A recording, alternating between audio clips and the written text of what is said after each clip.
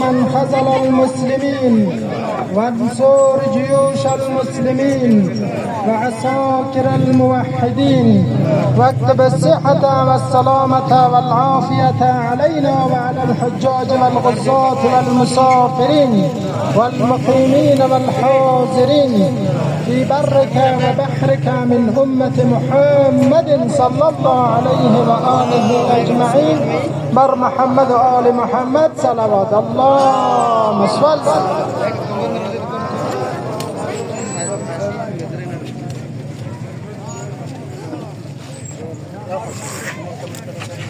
Kijk, dat polish worden. Nie, bo to dwoma sobie skoczy.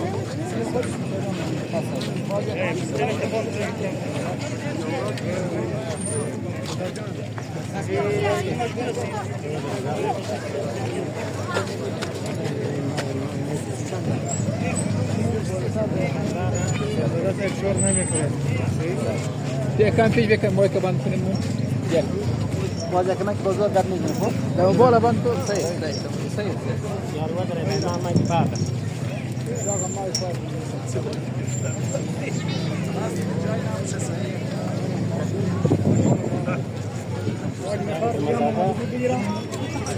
صدر پر تو خوب احساساتی باش خب همین چیزی سعی می‌کنم خوب احساساتی سعی باش کن سعی می‌کنم پیش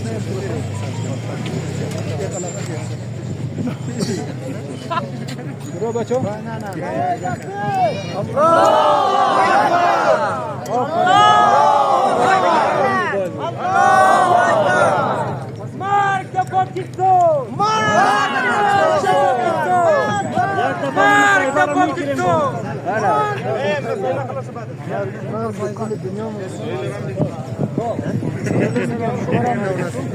بسم الله الرحمن الرحیم. محمد جواد رامش هستم، یکی از وکلای گذر ناحیه ششم شهرک نوآباد.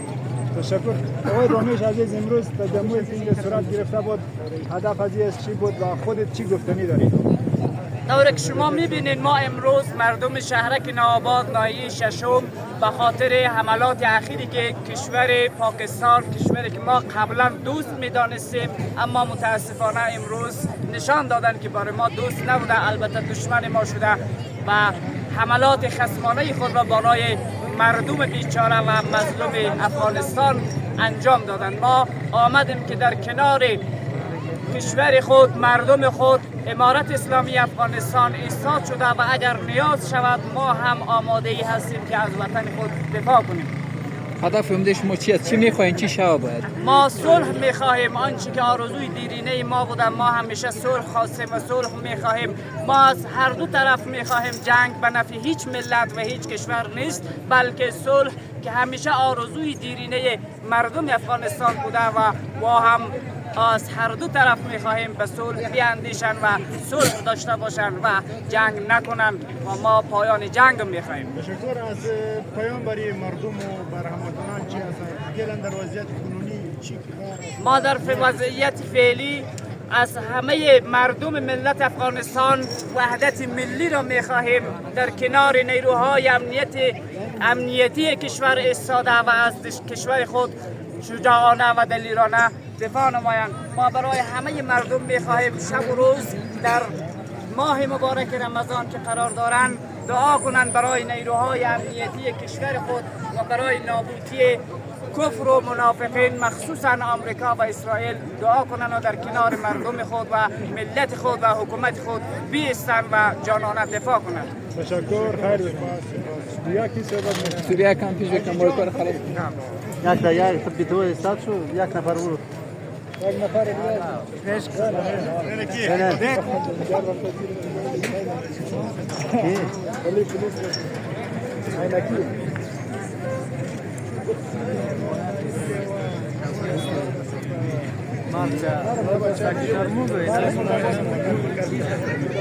یही طرف پاس دادا چی؟ گم نشی.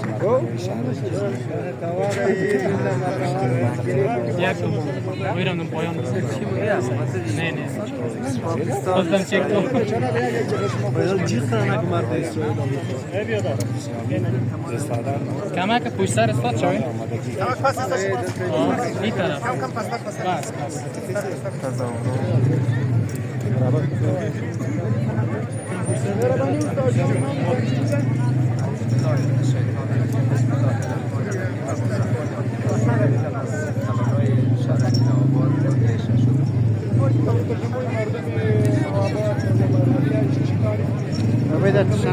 کمک بازار باز گپ ما برای کل جهان ایران افکار میتون که ما میراثداران امان الله هستیم، ما میراثداران اختر محمد منصور هستیم و ما میراثداران هزاران مجاهدین هستیم که در افغانستان عمرشان را به خاطر دفاع از ناموس ملی، به خاطر دفاع از خود جانشان را از دست دادن. ما میراثداران همون شخصیت هستیم.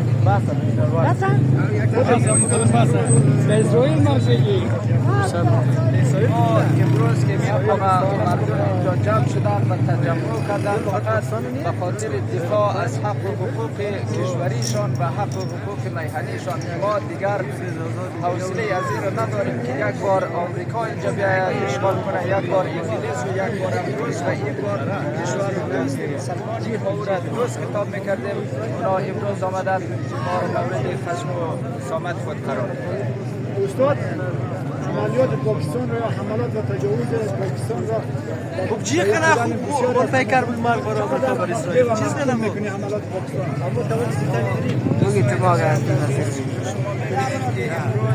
در سرزمین ما جنجال جریان داره از خیرات سر پاکستان که طفل و خرد و کلان و روزدار و مسلمان و غیر مسلمان رو نمیبینند و همه را از دم شمشیر جمع میکنند.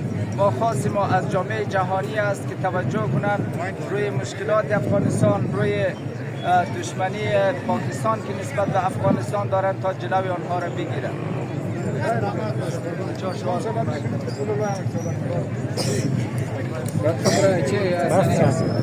حسنی با کار خلاص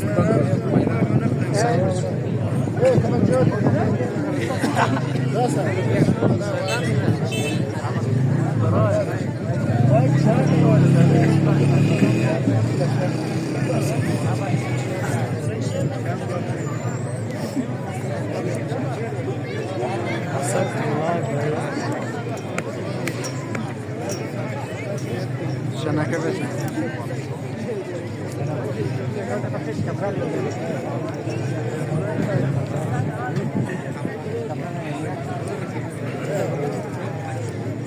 در جای زنا استاد شوید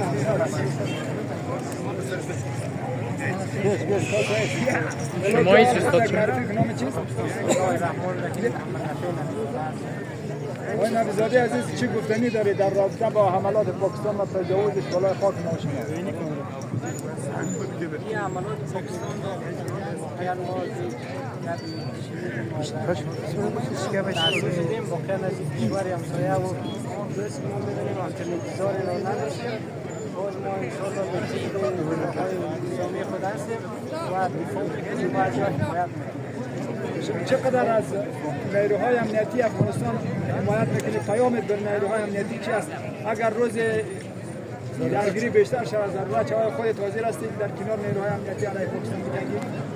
ما در این ایستاده هستیم و پشت نیروهای امنیتی 100% ایستاده هستیم، چون دفاع از وطن، دفاع از ناموس حق هر فردی و هموطن است و ما مطمئناً ایستاده هستیم.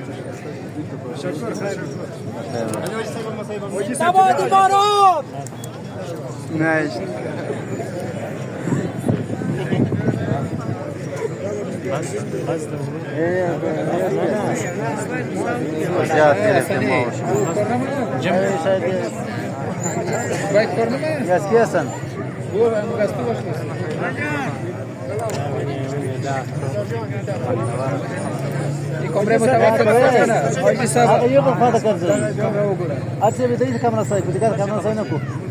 امروز به چه خاطر بیرون شدیم در سرکای نوابات؟ بسم الله الرحمن الرحیم. من محمد طاهر یک از موسویدان نوآباد به خاطر از این بیرون شدیم که حملات بیرحمانه پاکستان برای غیر نظامی‌ها در کنر و دیگر جایها در قندهار غیر نظامی‌ها را هدف قرار داده و از جامعه جهانی می‌خواهیم که جلوی زورگویی‌ها و غیر قانونی اینا را جامعه جهانی بگیرد.